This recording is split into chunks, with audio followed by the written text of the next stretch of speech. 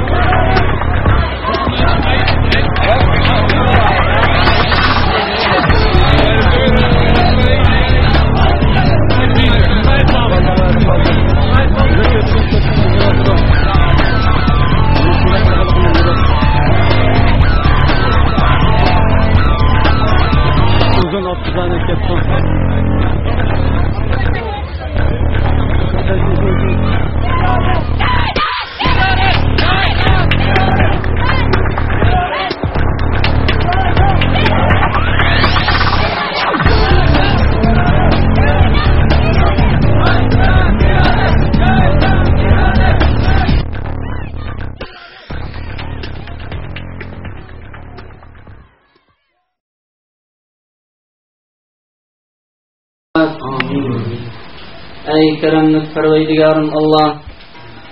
Bulavatkan şu zulümlarga bizim gücümüz yetmedi ya Rabbim Allah. Şu zulümlarga karıştırışka bizim gücümüz yetmedi ya Rabbim Allah. Saylardan intikam elişka bizge güç kuvvet ata kılgın ya Rabbim Allah. Şehit vabat olgan, şehit olgan kırımdaşlarımızın hakkıda ya Rabbim Allah. Bize rahmet ata kılgın ya Rabbim Allah. Rabbim Allah bizge birlik ve beraberlik ata kılgın ya Rabbim Allah. Bizim düşmanlarımızga karşı bizge güç kuvvet ata kılgın ya Rabbim Allah. Bizge birlik ve ittifaklık bilen şulara karıştırışta güç kuvvet ata kılgın ya Rabbim Allah. Subhan rabbika rabbil izzati amma yasifun ve selamun alel murselin velhamdülillahi rabbil alamin.